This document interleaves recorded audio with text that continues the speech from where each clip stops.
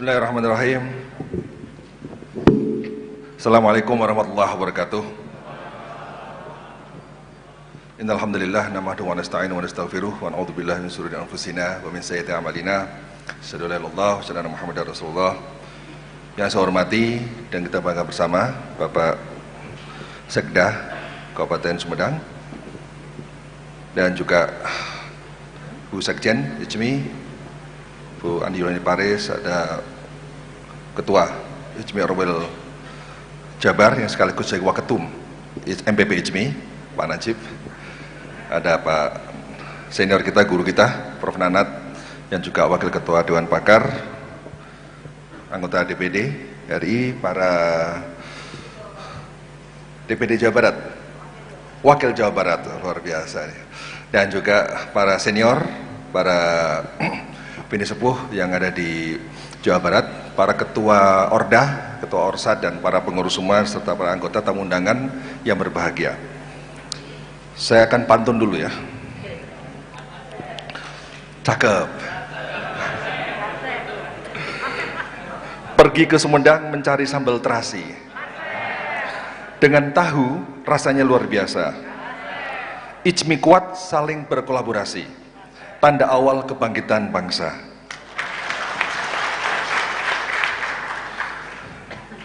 Tanam padi biar berisi. Jadi petani bukan bergaya. Semangat pagi, semangat berkolaborasi, IJMI Jabar selalu jaya. Mau lagi? Yang terakhir, ini karena Kang Emil gak datang, saya mencuri pantunnya beliau. Ikan hiu makan soto babat. I love you Orwell Jabar yang hebat. Bapak sekalian yang saya hormati, syukur alhamdulillah pada hari ini kita bisa bersilaturahmi dalam rangka untuk acara pembukaan Muswil yang ke-7 IJMI Orwell Jabar, yang merupakan provinsi terbesar di Indonesia, jumlah penduduknya paling banyak, ini Orsadnya juga paling banyak. Semoga IJMI Jabar selalu sukses dan jaya. Tepuk tangan buat IJMI Jabar. Saya hanya ingin memberikan sambutan karena untuk orasi ilmiah agak berat di hadapan para cendekiawan semua. IJMI tetap berpegang pada 3 identitas pokok: keislaman, keindonesiaan, dan kecendekiaan. Ketika kita bicara soal kecendekiaan, maka kita bicara tentang minimal bicara bahwa cendekiawan pun juga sama, harus meniru sifat Rasul. Rasulullah punya sifat 4 yang disingkat sifat juga. Pertama adalah siddiq, kedua adalah fatonah, ketiga adalah amanah, yang keempat tablik. Ini urutannya agak beda dengan urutan yang sudah biasa diajarkan pada waktu kita SD, karena ada logika yang coba ingin saya tawarkan. Yang pertama adalah kita bicara soal siddiq. Siddiq itu adalah berkata benar, jujur, yang itu merupakan basis bagi integritas. Dan bahkan sekarang Thomas Stanley mengatakan, dari 100 faktor sukses dalam kita hidup ini, nomor 1 itu bukan IQ. IQ berada di urutan ke-21. Kalau kita di sekolah, di kampus yang hebat, itu berada di urutan ke-23. Lulus 4,0, nilai terbaik, itu berada di urutan ke-30. Jadi makanya saya sebagai rektor pun selalu mengatakan pada mahasiswa, IPK nggak perlu 4,0. Ya, nggak perlu 4,0. Cukup 3,98, 3,99 itu. Tapi harus menguasai yang lain, karakter yang kuat, integritas yang kuat, dan juga soft skill yang kuat, leadership yang kuat. Jadi Bapak sekalian, ternyata nomor 1 apa? Nomor 1 adalah kejujuran. Nomor 2 adalah kedisiplinan. Jadi kejujuran itu merupakan satu karakter moral. Yang kedua adalah karakter kinerja. Yang ketiga apa? Human relation yang baik. Nah, jadi Bapak sekalian, ternyata basis integritas ini menjadi faktor yang membuat kita ini sukses dimanapun. Ini hasil penelitian terbaru dari Thomas Stanley. Jadi siddiq itu memang benar bahwa itu adalah merupakan karakter yang membuat kita ini bisa sukses. Yang kedua adalah fatonah. Fatonah itu adalah cerdas, pintar, yang merupakan basis bagi kapabilitas. Ya, siddiq integritas, fatonah adalah kapabilitas. Nah, ketika kita bicara soal kapabilitas di sini, Fatonah itu bisa cerdas secara intelektual, emosional, dan juga cerdas secara spiritual. Kecerdasan pun kalau dalam konteks intelektual, kemudian juga diterjemahkan dalam lebih luas lagi bahwa dia adalah seorang ulil albab yang selalu mencari ilmu. Jadi ulil albab itu pencirinya apa? Dia adalah seorang learner, seorang pembelajar. Bahkan yang sekarang bisa survive menghadapi dinamika perubahan adalah orang-orang yang memiliki karakteristik sebagai learner, sebagai pembelajar. Karena apa? Yang dihadapi adalah ketidakpastian. Jadi kalau orang tidak punya jiwa learner, maka akan sulit untuk bisa bertahan. Karena yang dihadapi adalah kecepatan perubahan. Kalau dia tidak bisa belajar cepat, maka dia juga akan ketinggalan. Sehingga mentalitas learner itu luar biasa. Nah, karena itu Bapak sekalian, mentalitas learner, sifat pembelajar, dan intelektual, profesional, skillful, dan yang penting adalah punya semangat juang untuk bisa terus mencari ilmu. Udrubul ilma minal mahdi adalah di. Jadi itulah yang menjadi basis bagi kapabilitas. Nah, ketika integritas ditambah dengan kapabilitas, maka itulah sama dengan amanah, sama dengan kredibilitas. Orang yang mendapatkan amanah, mendapat tanggung jawab, kemudian dapat dipercaya, itu pilarnya selalu berbasis pada integritas dan kapabilitas, sidik dan fatonah. Jadi kalau ada orang punya sidik yang tinggi, punya fatonah yang tinggi, maka orang itu kredibel. Ya. Tadi Pak Ketua sudah menjelaskan, Pak Najib ya, bahwa betapa orang itu harus tahu bahwa dirinya tahu atau dirinya tidak tahu. Ya. Itu yang paling penting. Nah, jadi ilmu pengetahuan itu menjadi faktor yang menjadi penting untuk tadi menunjang aspek fatonah tadi. Ketika saya masih SD, dulu saya masih ingat tuh ada pantun dalam bahasa syair dalam bahasa Arab. Untuk membangkitkan orang itu mencari ilmu. Ilmu ma'i, aina maruhtu tadba'uni, sodrin wi'aun lahu labat nasunduki. Jadi ilmu selalu bersama saya, selalu bersamaku. Aina maruhtu tadba'uni, kemanapun saya pergi dia selalu ikut saya, selalu mengikutiku. Aina maruhtu tadba'uni, sodrin wi'aun lahu, itu. Sodrin wi'aun lahu, artinya dada adalah tempatnya. Labat nasunduki, ilmu itu bukan ada di perut, tapi ada di dada, ada soal hati. Jadi antara ilmu itu antara kepala dan hati itu harus benar-benar menyatu. Jadi ini syair bahasa Arab yang untuk anak-anak TK, anak-anak SD, tapi cukup dalam ketika membicarakan bahwa sodrin wi'aun lahu, dada tempatnya, hati tempatnya. Nah, karena itu sekalian, ketika orang berilmu, orang punya hati, berarti punya kepedulian. Tanpa ada hati tidak mungkin ada kepedulian. Nah, tugas cendekiawan adalah kepedulian, keberpihakan. Nah, kembali ke sifat Rasul tadi, bahwa ketika integritas ditambah dengan kapabilitas, sidik tambah fatonah sama dengan amanah atau sama dengan kredibilitas, dan itulah menjadi modal penting bagi terciptanya oleh Fukuyama disebut sebagai high trust society. Jadi masyarakat dengan rasa saling percaya yang tinggi itu adalah modal bagi kita untuk menuju sebuah bangsa besar. Jadi bangsa-bangsa besar, bangsa negara-negara maju, salah satu pencirinya apa? Pencirinya adalah social capital. Dan social capital pencirinya apa? Pencirinya ada 3. Menurut Putnam itu, norms, network, trust. Ya. Oleh karena itu, kemudian Fukuyama membahas lebih lanjut lagi bahwa ekonomi akan bisa maju kalau masyarakat menjadi masyarakat yang high trust society, masyarakat dengan rasa saling percaya yang tinggi. Jadi masyarakat rasa percaya yang tinggi itu membuat orang nyaman, membuat orang tanpa prasangka, membuat orang tanpa curiga. Sehingga dengan adanya itu mudah orang berkolaborasi, mudah orang bersilaturahmi, mudah orang bekerja sama. Karena orang mudah bersilaturahmi, silaturahmi membawa rezeki.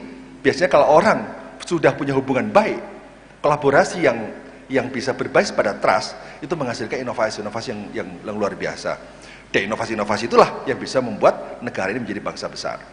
Nah, karena itu Bapak sekalian, high trust society, masyarakat dengan rasa saling percaya yang tinggi, itu sebuah masyarakat yang tentu kita idam-idamkan semua. Sekarang kita menghadapi masyarakat dengan kondisi distrust society, masyarakat yang saling tidak percaya. Ini menjadi krisis yang agak berat bagi kita untuk bangkit menjadi sebuah bangsa besar kalau selama secara sosiologis kita dicirikan dengan distrust society atau low trust society, masyarakat dengan rasa saling percaya yang rendah. Apalagi selalu pasca pilpres, pasca pilgub, ya, polarisasi, keterbelahan selalu mengiringi kita. itulah ketika distrust selalu terjadi, maka itulah awal kita ini nggak akan pernah menjadi bangsa besar. Oleh karena itu Bapak sekalian, ketika kita mendapatkan status sebagai amanah, dapat dipercaya, yang kemudian kalau semua orang itu memiliki sifat kredibel, dapat dipercaya, amanah, maka high trust society akan tercipta. Sebenarnya kita ini pada saat bulan puasa itu relatif loh, ya. Pada saat bulan puasa itu relatif, umat Islam itu di Indonesia sudah mulai tergolong high trust society. Pada saat bulan puasa, ingat kan? Pada saat bulan puasa, relatif tingkat kepercayaan kita pada orang lain meningkat. Kita percaya pada saat bulan puasa, tidak mungkin orang bohong pada saya. Tidak mungkin orang mencelakai saya. Tidak mungkin orang ngomongin saya. Tidak mungkin orang akan mencederai saya. Coba pada saat bulan puasa, kita punya positive thinking pada orang lain. Artinya apa? Kita punya rasa saling percaya dan rasa pada orang lain. Setelah bulan puasa, nah itu. Problemnya adalah bagaimana kita mampu mentransformasikan tradisi pada bulan puasa 1 bulan ke dalam 11 bulan pasca puasa. Yang biasanya itu kita nol lagi. Nah, oleh karena itu bagi kita adalah tantangan kita bersama. Bagaimana membangun trust society, high trust society itu menjadi sebuah hal fondasi yang baik. Dan HP mestinya harus menjadi awal untuk itu. Sehingga kekompakan, kemudian soliditas menjadi faktor yang sangat penting. Nah, oleh karena itu sekalian, ketika orang sudah kredibel, artinya dia legitimate. Legitimate untuk apa? Untuk menjalankan tabligh. Tabligh itu artinya apa? Artinya adalah menyampaikan, komunikasi. Mungkin dalam bahasa kini adalah menginspirasi. Kata kunci dalam tabligh adalah pengaruh. Karena orientasi tabligh adalah transformasi. Rasulullah dan para nabi menjalankan tabligh, tujuannya apa? Perubahan. Tujuannya apa? Transformasi. Nah, oleh karena itu Bapak sekalian, proses transformasi inilah orang-orang yang memiliki legitimasi besar untuk menjalankan proses transformasi. Orang yang memiliki amanah, memiliki kredibilitas yang sangat tinggi, maka dia akan mudah menjalankan tabligh. Karena apa? Dia sudah dipercaya, kemudian 2, dia berpengetahuan, dia orang yang memiliki integritas yang baik, dan sehingga memudahkan orang untuk bisa menjalankan proses transformasi. Sehingga ujung dari tabligh adalah transformasi. Dan disinilah Bapak sekalian, IJMI punya peran besar dalam konteks bagaimana kita ini saat ini tabligh. Tabligh hari ini berbeda dengan tabligh dengan sebelum-sebelumnya. Karena kita berada dalam sebuah ruang dan dimensi waktu yang sungguh berbeda. Tadi Pak Sekda sudah menjelaskan bahwa disruption itu sudah di depan mata. Di mana kita persoalannya adalah to disrupt or to be disrupted. Kita akan mendisrupsi atau kita akan terdisrupsi. Nah, problem kita ini adalah ketika kita menghadapi era seperti sekarang ini, kita rela terdisrupsi. Mengapa rela terdisrupsi? Karena kita tidak punya satu willpower, kekuatan kemauan yang besar untuk bisa memulai, untuk bisa menginisiasi, untuk bisa menjadi trendsetter. Jadi ketika kita menghadapi perubahan, pilihan cuma 2. Kita akan menjadi follower atau kita akan menjadi leader dalam perubahan ini. Nah, jadi Bapak sekalian, disrupsi ini membuat negara-negara di dunia manapun sekarang gampang mencari resep untuk bisa survive, gampang untuk bisa survive, gampang untuk bisa bertahan hidup. Negara-negara sekarang sudah mencari semua. Saya itu awal 2018-2019 coba keliling dunia untuk melihat kira-kira negara mana yang pertaniannya paling maju di dunia. Saya cek semuanya, ke Cina, ke Jepang, ke Eropa, ke Australia, dan kemana-mana. Saya ingin tahu sejauh mana revolusi industri 4.0 itu diterapkan di dunia pertanian. Saya ke Beijing, melihat pusat pertanian terhebat di Beijing. Ternyata mereka sedang belajar juga. Saya ke Australia, mereka sedang belajar juga. Saya ke Jepang, mereka sedang belajar juga. Jadi sebenarnya negara-negara di dunia ini sedang belajar semua. Tidak ada satupun negara yang punya resep. Karena apa? Karena sesuatu yang baru ini belum pernah ada. Climate change belum pernah ada. Revolusi industri 4.0 belum pernah ada. Pandemi COVID belum pernah ada. Semua negara hal baru. Nah, persoalannya adalah mentalitas kita. Apakah kita akan memiliki learning agility tinggi atau tidak? Bangsa menjadi bangsa besar adalah memiliki kecepatan belajar, memiliki learning agility. Dengan learning agility yang tinggi, kecepatan belajar yang tinggi yang kuat, maka dia akan apa? Dia akan cepat menemukan langkah-langkah baru dan dia akan memulai dan membuat negara-negara lain akan mengikuti kita. Problemnya adalah kita ini seringkali tidak memiliki learning agility yang tinggi. Karena apa? Karena tidak punya kepercayaan diri. Karena mindset kita tuh mindset yang kadang-kadang tidak yakin bahwa diri kita bisa berubah. Oleh karena itu saya mengajak Bapak sekalian, ini Ojmi Orwell Bogor dan seluruh IJMI di Indonesia ini, kita harus perkuat kekuatan mindset kita. Ada 2 jenis mindset. Yang pertama ada yang disebut sebagai growth mindset, yang kedua adalah sebagai fixed mindset. Orang yang memiliki fixed mindset yakin bahwa dirinya tidak bisa berubah, atau tidak yakin bahwa dirinya bisa berubah. Karena apa? Orang fixed mindset selalu melihat masa depan dengan kacamata masa lalu, selalu melihat kondisi as it is, dan dia selalu pesimis. Jadi kalau dapat nilai matematika 40, dia akan mengatakan apa? Ya ini takdir, inilah batas kemampuan saya nggak bisa apa-apa lagi. Tapi orang memiliki growth mindset, dia akan mengatakan, kalau dia dapat nilai 40, dia mengatakan apa? Oh mungkin salah strategi saya belajar, saya butuh waktu belajar lebih keras lagi, saya butuh waktu strategi belajar lebih hebat lagi, saya butuh berguru dengan semua pihak dan sebagainya. Jadi selalu ada optimisme. Karena apa? Proses membangun bangsa itu yang diperlukan adalah apa? Optimisme dan kepercayaan diri. Saya berkali-kali memberikan contoh bahwa Korea Selatan itu menjadi sebuah bangsa besar atas bangunan self-confidence yang kuat, tingkat kepercayaan diri yang kuat. Bapak sekalian, tingkat kepercayaan diri yang kuat itu hal yang menurut saya sangat-sangat penting sekali harus dibangun. Jadi Korea Selatan itu pada saat awal-awal Pak Chung Hee itu membangun dengan industrialisasi yang sangat tinggi. Ia menyebabkan ketimpangan. Kemudian dia mengoreksi dan kemudian dia kembali ke desa. Yang pertama kali dia bangun apa di desa adalah plesterisasi. Ketika rumah-rumah petani berasal dari tanah, maka dia akan tidak punya percaya diri. Tapi ketika rumahnya itu berasal dari tegel, dengan semen, dengan keramik, maka dia akan perlu percaya diri. Sehingga rumah-rumah desa-desa diplesterin semua. Pertama percaya diri dulu bahwa dia bisa mengalahkan Jepang, dia bisa inovasi dan sebagainya. Nah jadi Bapak sekalian, itulah gambaran bahwa future mindset, growth mindset yang yakin bahwa kita bisa berubah. Karena dengan asumsi bahwa negara lain dan negara kita sama aja. Samanya gimana? Samanya adalah, loh, orang Jepang, orang Korea juga makannya nasi kok. Hidupnya 24 jam. Matanya 2, telinganya 2, kakinya 2, tangannya 2. Rambutnya sama, kan nggak ada rambutnya dari kawat kan? Semua rambut kayak gini. Bedanya apa? Bedanya soal willpower, kekuatan kemauan. Karena kekuatan kemauan itu kemudian terjabarkan dalam 3 hal. Satu pada kekuatan visi, kedua pada kekuatan strategi, yang ketiga pada kekuatan eksekusi. Nah, oleh karena itu Bapak sekalian, visi, strategi, eksekusi itu 3 kata kunci yang membuat kita ini berbeda dengan orang lain.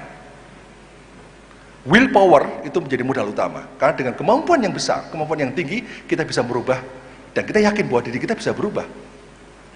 Jadi Bapak sekalian, itulah tantangan kita, bahwa di ICMI, maka mau tidak mau, optimisme, kepercayaan diri, sehingga ICMI itu harus menjadi penerang, harus menjadi pencerah, harus menjadi orang yang memang membuat orang perlu percaya diri.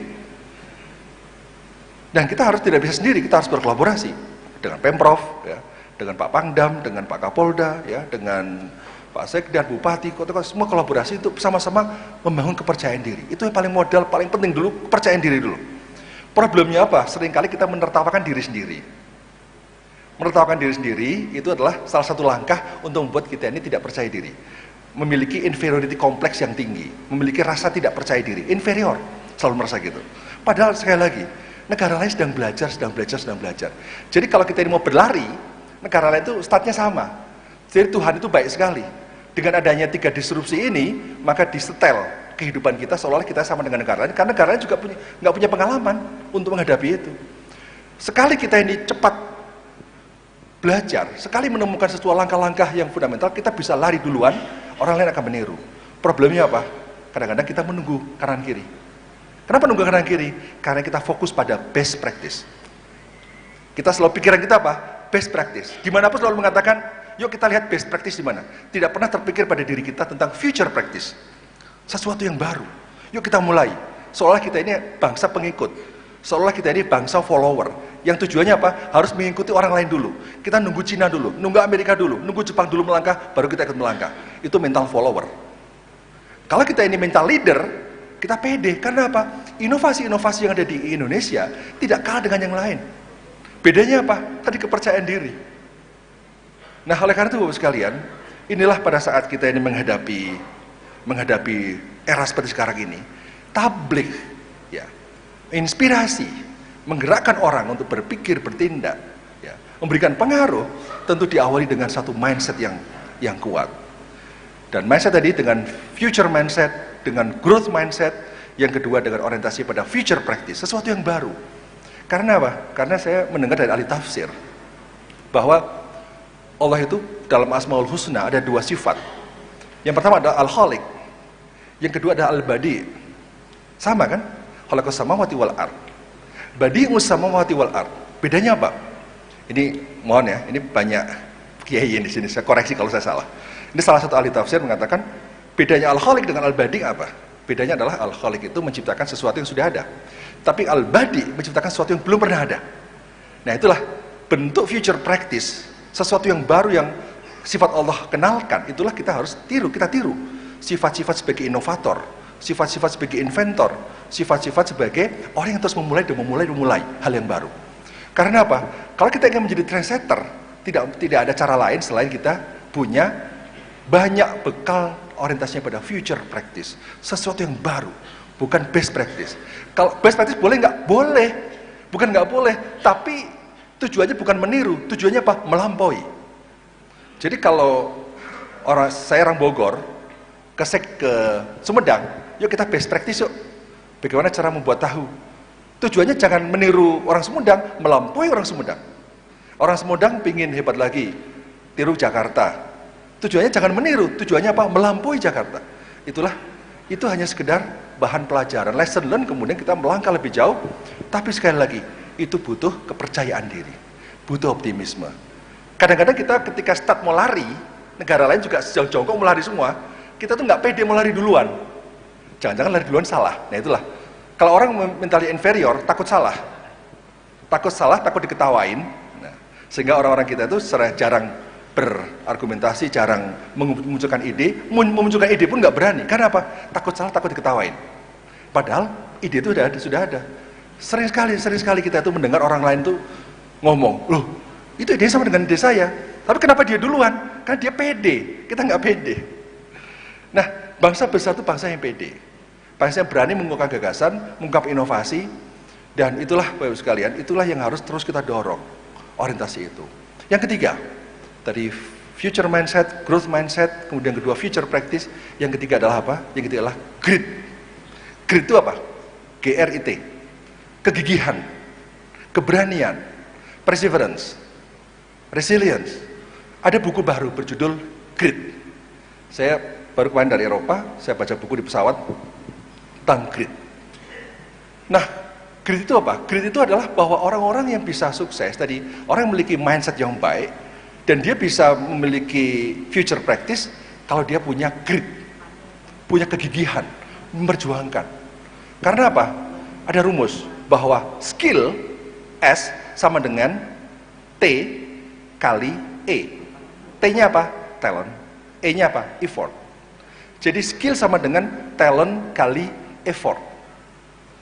Nah, jadi orang ingin menjadi skillful, kalau orang itu berbakat tapi effortnya tidak banyak, maka belum tentu dia akan menjadi skillful. Sebaliknya juga sama.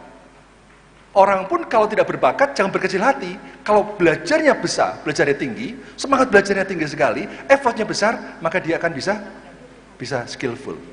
Saya ini orang termasuk orang yang tidak berbakat pidato, tidak berbakat menulis, tapi perjuangan panjang, belajar, menulis. Saya butuh 13 tahun, sampai saya bisa dimuat di koran. Karena apa? Kemauan yang tinggi, willpower. Nah, oleh karena itu ada ekosistem grit. Grit itu ada ekosistemnya. Keluarga, parenting, kemudian juga organisasi seperti sekarang ini. Kalau di ICMI itu adalah ekosistemnya kondusif untuk grit, untuk orang gigih, untuk orang percaya diri, untuk membangun ide-ide banyak, itu insya Allah akan bisa. Kalau misalnya orang-orang itu baru muncul ide langsung dipatahkan, itu orang menjadi pesimis dan orang malas. Nah, oleh karena itu ICMI harus menjadi rumah inspirasi, menjadi sumber inspirasi, menjadi sebuah media untuk saling menginspirasi. Jadi arisan di ICMI jangan arisan uang, tapi arisan inspirasi. Kenapa arisan inspirasi? Karena itulah yang bisa menjadi modal bagi kita untuk terus menggerakkan. Inspirasi tentang apa? Inspirasi ketika kita harus hidup dalam sebuah suasana yang penuh dengan ketidakpastian, suasana perubahannya begitu cepat, dan suasana yang saat ini memiliki kompleksitas yang tinggi. Dulu orang cukup tahu pohon, sekarang orang harus tahu hutan. Dulu orang cukup tahu ikan, sekarang orang harus tahu sungai, tahu laut. Poinnya apa? Poinnya harus tahu ekosistem. Karena single variable tidak bisa menentukan segalanya, harus multivariabel.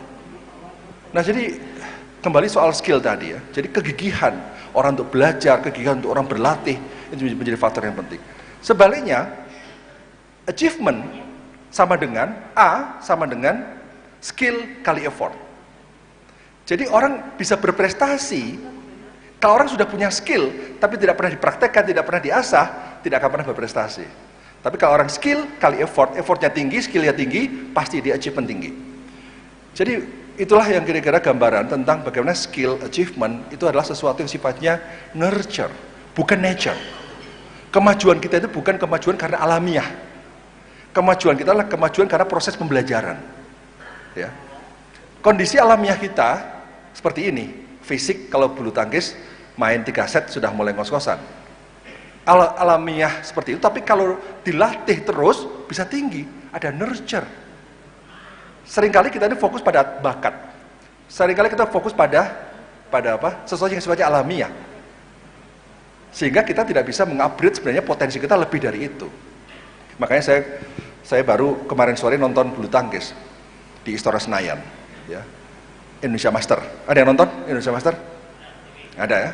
Mengapa saya nonton itu? Karena saya itu selain jadi akademisi, saya itu penasehat PBSI. Ya. Saya itu mantan calon atlet bulu tangkis. Ya. Mantan calon, jadi belum atlet. Mantan calon atlet. Saya sampaikan kepada ketua PBSI, kita mencari bibit unggul bukan hanya talent, tapi apa? Mindset. Kalau orang hanya punya talent, tapi mentalnya jelek, tidak mau belajar, tidak mau berlatih, nggak akan bisa apa-apa. Karena kalau orang sudah masuk 32 besar, pemain top dunia, itu skillnya sama semua. Persoalannya apa? Persoalannya tinggal strategi, stamina, dan mental. Ya. Dan apalagi James Wooden mengatakan, menuju puncak itu soal kemampuan, soal ability. Tapi stay on top, bertahan di puncak itu soal karakter. Seringkali kita tuh mudah untuk menjadi juara, tapi sulit untuk bertahan jadi juara. Makanya sekarang India kan juara Thomas Cup, ya. Saya menduga India itu tahun depan, 2 tahun lagi, belum tentu dia juara. Dari pelajaran yang saya amati, India tidak punya cukup kuat karakter untuk bertahan di puncak. Dulu ada namanya Gopi Chand, pemain India juara All England. Begitu juara All England, besoknya diangkat menjadi Dirut Telkomnya India. Langsung, prestasi India langsung merosot. Saya nggak tahu sekarang gimana Thomas Cup-nya. Karena itu bertahan di puncak soal mentalitas, soal karakter, soal apa? Soal belajar itu. Nah, jadi sekalian, 3 hal tadi ya, soal mindset yang baik, soal orientasi pada future practice, kemudian yang ketiga soal grit. Ini menjadi faktor yang luar biasa. Nah, karena itu ICMI menjadi rumah inspirasi. Poin pertama adalah ICMI menjadi rumah inspirasi, sumber inspirasi. Sumber inspirasi mencerahkan, sesuatu yang baru harus kita tawarkan, sesuatu yang baru harus kita lempar, sesuatu yang baru harus kita wujudkan. Dan sumber solusi. ICMI bukan bagian dari konflik, tapi ICMI menjadi sumber solusi untuk konflik, sehingga ICMI itu menjadi harapan publik. ICMI menjadi harapan bangsa. Karena apa? Karena kita harus berada untuk terus memberikan orientasi solusi. Ya. Nah, itu memang untuk menawarkan solusi juga butuh learning, butuh belajar yang banyak, karena cendekiawan nanti, saya kira cendekiawan sekali lagi bukan soal gelar, tapi soal akal dan hati. Ya. Sehingga solusi yang baik. Nah, oleh karena itu, yang kedua adalah perannya, selain menjadi rumah inspirasi, sehingga ICMI harus inspiratif. Kemudian kedua adalah, ICMI harus menjadi rumah besar umat Islam. Jadi ICMI harus membangun konektivitas dengan ormas-ormas Islam yang ada, untuk membangun frekuensi yang sama. Menghadapi era di sekarang ini, frekuensinya harus sama. Tidak semua orang bangunan itu menjadi pintu. Tidak semua bangunan itu kita ICMI menjadi pilar, atau menjadi jendela, atau menjadi lantai, atau menjadi atap. Kita dengan ormas Islam harus bagi-bagi peran untuk bisa saling bersinergi, saling perkuat. Karena ini seperti bangunan kokoh, ya, seperti bangunan kokoh, maka seluruh pilar-pilar harus kuat. Nah, kita ini dengan identitas kebangsaan tadi, maka mau tidak mau, ya kita mencurahkan energi kita untuk bagaimana membangun bangsa yang kita kuat. Kita bangun dalam sebuah bangunan yang kokoh, yang kuat, dan kita bangun sinergi, bangun peran sinergis dengan ormas Islam untuk membangun bangsa ini. Karena ini rumah kita, bangsa Indonesia adalah rumah kita yang harus kita jaga, ya. kita jaga, kita kembangkan, kita bangun. Yang ketiga adalah peran kita dalam rangka untuk menjaga, untuk mengawal kehidupan berbangsa dan bernegara. Nah, inilah kehidupan berbangsa dan bernegara harus kita kawal. Basisnya apa? Konstitusi dan akal sehat. Akal sehat dan konstitusi itu bakal kita bahan kita untuk mengawal proses demokrasi hari ini. Karena demokrasi hari ini adalah demokrasi yang masih prosedural, belum substansial. Buktinya apa? Buktinya demokrasi masih mahal. Orang menjadi anggota DPR butuh uang yang luar biasa. Ya. Mungkin Bapak Ibu sekalian anggota DPR, anggota DPRD tahu persis bagaimana effort untuk menjadi seorang politisi di Indonesia. Begitu mahal. Untuk menjadi bupati wali kota begitu mahal, menjadi gubernur begitu mahal, menjadi presiden begitu mahal. Itu ongkos politik yang mahal. Itu menyebabkan demokrasi kita seperti sekarang ini. Oleh karena itu IJMI juga perlu menggagas bagaimana agar kita menciptakan satu sistem politik yang sehat, sistem politik yang efisien, sistem politik yang akuntabel, sistem politik yang memang memiliki basis integritas yang baik, yang bagus. Agar apa? Agar benar-benar bangsa kita ini bisa menjadi bangsa yang semua orang bisa berpartisipasi, semua orang bisa ini inklusif. Kalau eksklusif, hanya elit tertentu yang bisa menguasai secara politik. Tapi kalau inklusif, siapapun bisa berkuasa. Itulah yang kemudian kita harapkan bahwa proses mengawal kehidupan berbangsa dan bernegara, akal sehat dan konstitusi, itu dua hal yang menjadi kata kunci dan IJMI harus menawarkan agenda-agenda. Bagaimana menciptakan pemilu yang murah. Sekarang pemilu sangat mahal. Ya. Pemilu sangat mahal. Kita ciptakan pemilu yang murah. Dengan e-voting dan sebagainya kita harus punya gagasan. Yang kedua, Bapak sekalian, kita juga harus berpikir tentang mendesain otonomi daerah yang baru seperti apa. IJMI punya peran besar dalam mengkonstruksi desain otonomi daerah pada tahun 99. Pada tahun 99, sehingga muncul Undang-Undang Pemerintah Daerah tahun 99, itu didasari naskah akademis. Naskah akademis didasari oleh peran IJMI pada saat itu yang melakukan kajian-kajian yang luar biasa. Ini Pak Sekda, saya yakin, pusing dengan kebijakan yang tidak terdesain dengan baik. Besok cabut kewenangan. Cabut lagi kewenangan. Pak Sekda ya, hampir tiap tahun dipreteli kewenangannya. Kewenangan daerah selama-lama dipreteli. Dan saya sampaikan kepada Bapak Presiden, ini butuh desain besar. Konsep otonomi daerah ini butuh desain besar, butuh konsep yang matang. Sehingga memang negara seperti Indonesia, ini model otonomi daerah akan seperti apa? Apakah akan model seperti Amerika? Mungkin nggak mungkin, itu sebagai negara federal. Tapi kita harus meniru model-model lain yang cocok untuk Indonesia, atau kita meng-create sesuatu yang baru yang hanya cocok untuk Indonesia. Model otonomi daerah. Sehingga nanti mohon pemikiran dari IJMI Orwell Jabar tentang otonomi daerah. Sekarang apa sih ketika ada resentralisasi dampaknya seperti apa? Karena ketika ada resentralisasi, maka tanggung jawab daerah kepada daerahnya itu melemah. Kenapa? Ini urusan pusat. Warga juga cuek. Sementara pusat pun juga sama, mengambil keputusan yang dampaknya tidak dia rasakan. Padahal yang paling penting hakikatnya apa? Bahwa pengambil kebijakan itu mestinya merasakan dari hasil dampak kebijakan itu. Dan itu bisa terjadi kalau apa? Kalau ada desentralisasi. Nah, desentralisasi disinyalir sebagai biang lambatnya pembangunan karena kapasitas daerah. Ya nggak apa-apa. Sehingga kita harus desain peran seperti apa, tahapannya untuk empowerment daerah seperti apa, peningkatan capacity building seperti apa, sehingga memang ada tahapan-tahapan yang tidak bisa serta-merta semua langsung diserahkan. Tapi ada proses, ada skenario. Nah, itulah tugas kita yang diharapkan para cendekiawan itu secara jernih bisa memikirkan hal-hal seperti itu. Kemudian yang keempat terakhir, peran IJMI adalah bagaimana kita harus mempelopori agenda-agenda aksi, agenda-agenda untuk transformasi. Karena saya setiap kali ketemu orang yang ditanya apa, IJMI konkretnya apa sih? Nah, gitu. Apa konkretnya? Nah, itu yang terus harus kita pikirkan. Yang pertama soal pendidikan. Ya.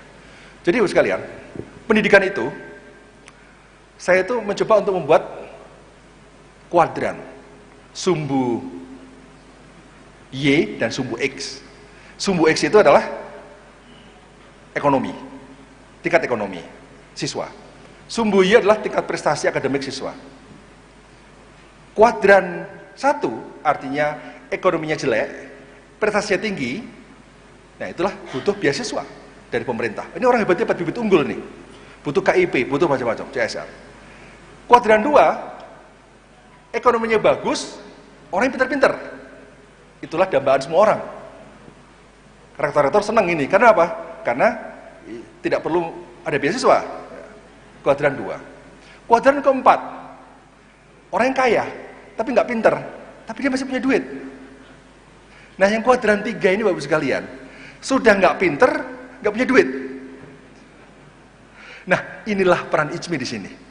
Bagaimana menyelesaikan kuadran 3, karena mayoritas orang-orang Indonesia ada di kuadran 3. Sudah nggak punya duit, nggak pinter pula.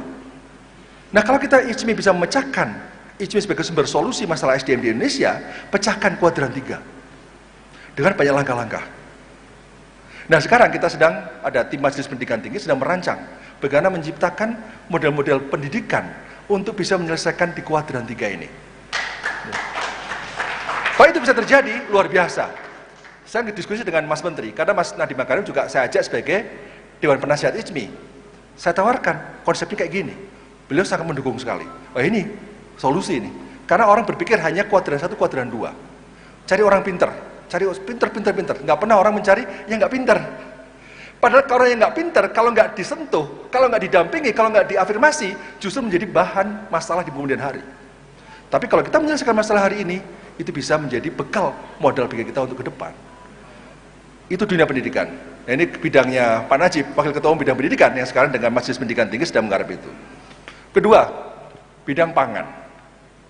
Ini baru hari ini saya di WA oleh Bu Sekjen. Bu Sekjen WA saya tentang apa? Tentang bagaimana negara-negara di dunia ini sekarang sedang fokus apa? Sedang fokus untuk tidak memberikan bantuan pangan ke negara-negara lain. Contohnya apa? Jadi sekarang itu, ini ya, negara yang sudah menutup ekspornya, satu, Ukraina dan Rusia. Sekarang gandum akan di stop oleh mereka. India, Hungaria, Bulgaria, Serbia, Kazakhstan, Argentina, Mesir, Turki akan nahan gandumnya. Ini sebentar lagi harga Indomie naik nih, karena gandum. Ya. Harga terigu bisa aja nih, akan bermasalah suatu saat kalau negara-negara ini tidak melepas stok pangannya. Jagung, sekarang Argentina juga sama. Argentina, Mesir, Bulgaria, Ukraina, Zimbabwe akan menahan ekspor jagungnya. Kentang, Iran menahan ekspornya. Minyak goreng, Mesir, Bulgaria sudah menahan untuk ekspor itu. Indonesia sekarang menahan sawit. Ya. Daging sapi, Aljazair, Argentina, Turki sekarang menahan ekspor itu. Ayam, Malaysia larang ekspor. Sekarang Singapura lagi gonjang-ganjing. Kenapa? Nggak ada stok ayam. Susah makan sate ayam sekarang di Singapura. Karena apa? Ayam nggak ada. Nah, artinya apa? Ketika kita sekarang menghadapi disruption pangan, food disruption ini, maka tidak ada cara lain selain bangsa Indonesia menegaskan diri menjadi bangsa untuk kemandirian pangan. Tidak ada cara lain, kedaulatan pangan itu momentumnya hari ini. Saya baru saja saya datang terlambat karena saya tadi jam 9:30 rapat dengan 7 menteri dan Pak Menko membahas tentang rapat kabinet besok tentang pangan, penyelesaian masalah pangan kita akan seperti apa ketika dinamika global akan seperti ini. Semua harus mandiri. Bahkan Singapura sekarang, Bapak sekalian, Singapura itu sekarang sudah menegaskan bahwa 30% pangannya akan disuplai oleh Singapura sendiri pada tahun 2030. Sekarang Singapura apa? Impor. Sekarang dia akan ingin mandiri. Coba kalau Bapak juga pergi ke Singapura, banyak jembatan-jembatan dibangun. Dari apa? Dari beton. Jembatan untuk apa? Bukan untuk penyeberangan jalan. Jembatan dibangun untuk ditanamin. Tanaman-tanaman, hortikultur, tanaman-tanaman untuk menghijaukan sekaligus untuk pangan. Jadi kita ini yang punya tanah luar biasa, kita sia-siakan, tapi Singapura yang tidak punya tanah sekarang berjuang untuk bisa mandiri pangan. Nah, karena itu dalam konteks mandiri pangan, ya, IJMI harus punya peran. IJMI harus hadir di desa, karena begitu kita bicara pangan, kata kuncinya adalah desa. Nah, desa, kata kuncinya apa? Inovasi. Bagaimana inovasi-inovasi harus sampai di desa. Sehingga petani punya percaya diri bahwa dia bisa bangun, bisa mendapat kesejahteraan yang luar biasa. Jadi tadi saya bisikin Pak Najib dan beberapa orang Orwell Jawa Barat, ini saatnya. Jadi kami di IPB, ketika saya bikin program di IPB bikin program di Jabar, sekarang sebagian sudah ekspor. Ada 200 petani tanaman hias di Bogor yang sudah ekspor ke beberapa negara. Kopi di Garut kemarin kita ekspor bersama Kang Emil. Kemudian ada lagi kotoran kambing di Cipanas dibuang-buang. IPB masuk, kita buat teknologi fermentasi dan sebagainya, kita packing, sekarang sudah ekspor ke 11 negara. Produknya apa? Kotoran kambing itu good Thai. Bener serius, namanya goat Thai. Jadi orang nggak paham goat Thai itu apa. Kata itu kotoran kambing.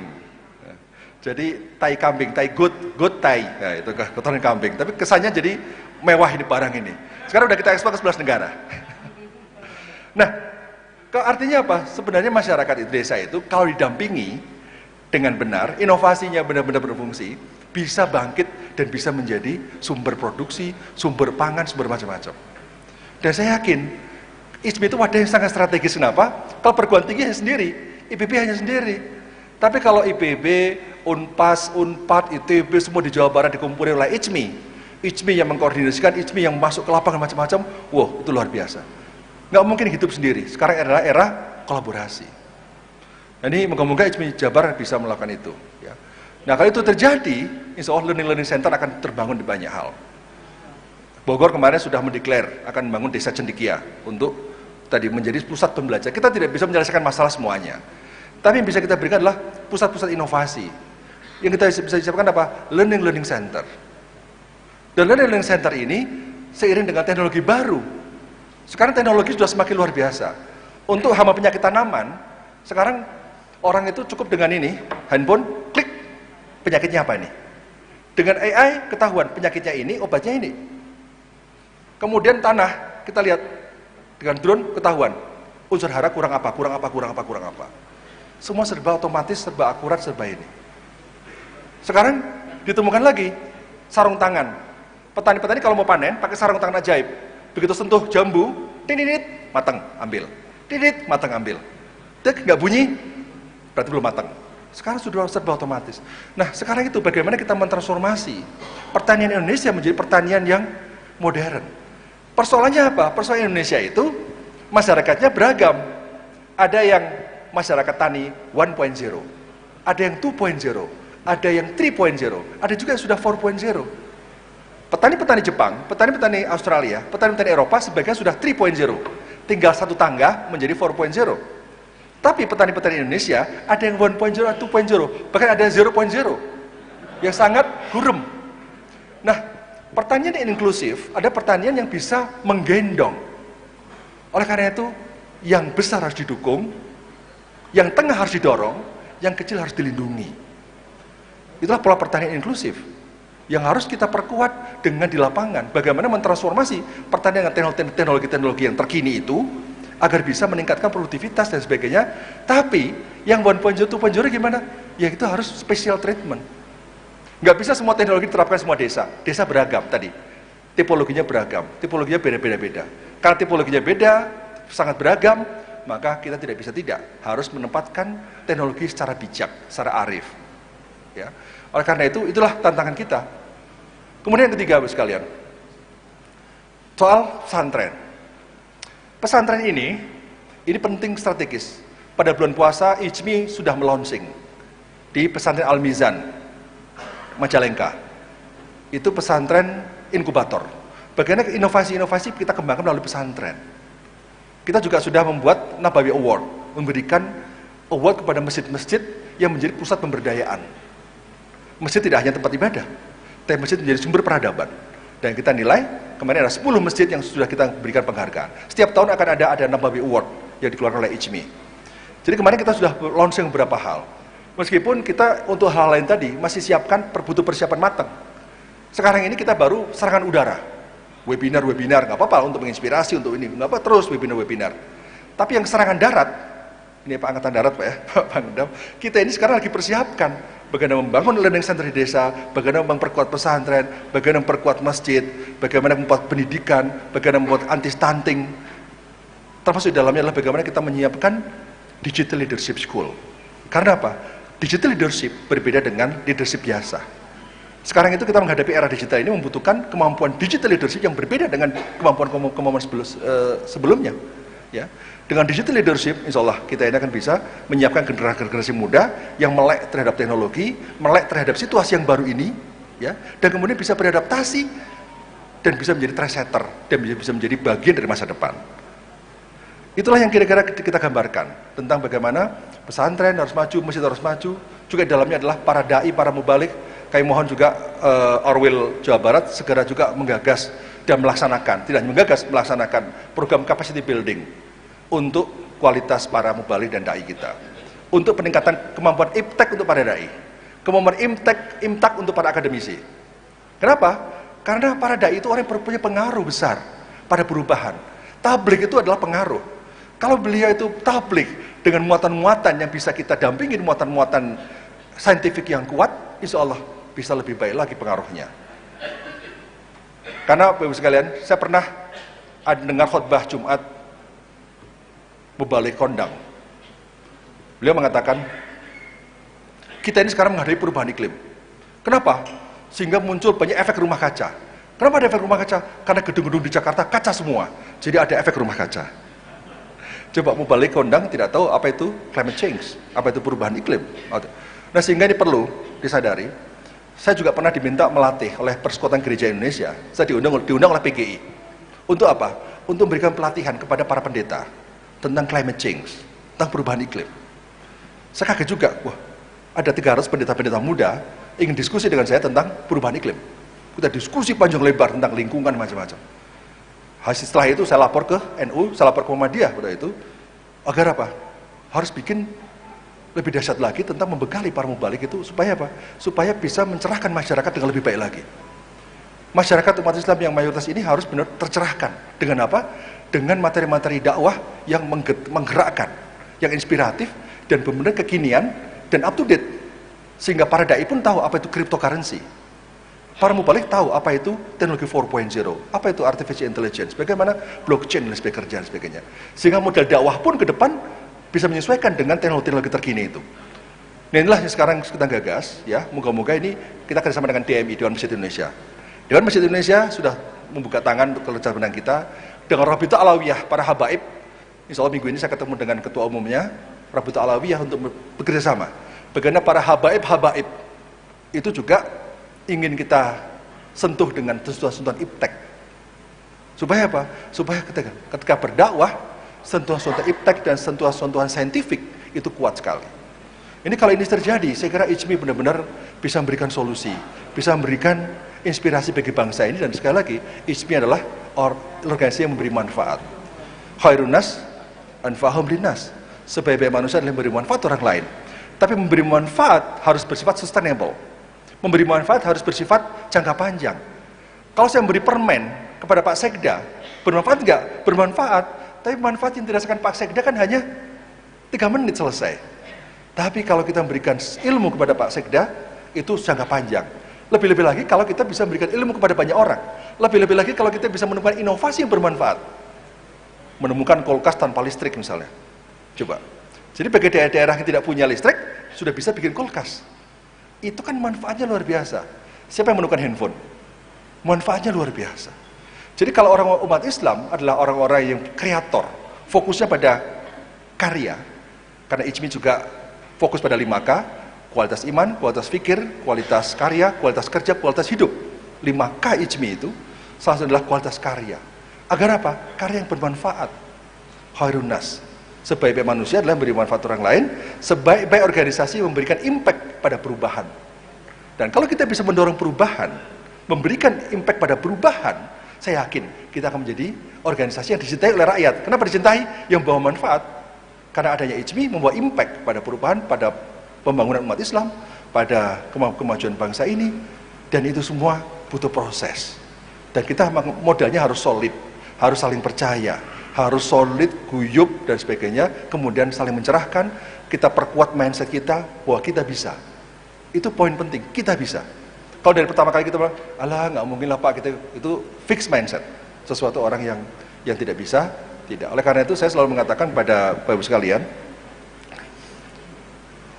IJMI itu kumpulan banyak orang.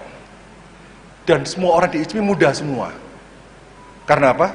Karena tua muda itu bukan soal usia. Tua muda itu soal orientasi. Orang boleh kepala 7, orang boleh kepala 8. Tapi kalau orientasinya masa depan, artinya dia masih muda. Ada orang kepala 2, kepala 3, orientasinya masa lalu terus, artinya dia sudah tua. Jadi sekalian di sini masih muda atau sudah tua? Masih muda. Kalau masih muda, marilah kita Seperti kata-kata Abraham Lincoln, masa depan itu tidak bisa kita prediksi. Tapi the best way to predict the future is to create it.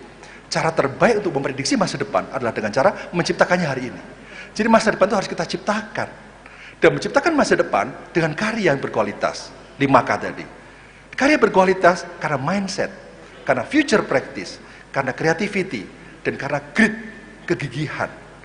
Jadi kalau kita ini gigih semua, orang ICMI, orang Masikah, badan otonom semua gigih semua, kerja keras, saya yakin ICMI akan menjadi organisasi besar. Dan menjadi besar, dan menjadi hub bagi semua orang.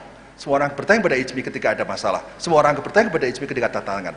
Semua orang ingin mendatangi ke ICMI kalau butuh nasihat, butuh input dan sebagainya. Itulah organisasi yang impactful. Dalam bahasa tadi saya sampaikan adalah ICMI yang rahmatil alamin. ICMI rahmatil alamin adalah ICMI yang impactful, memberikan impact.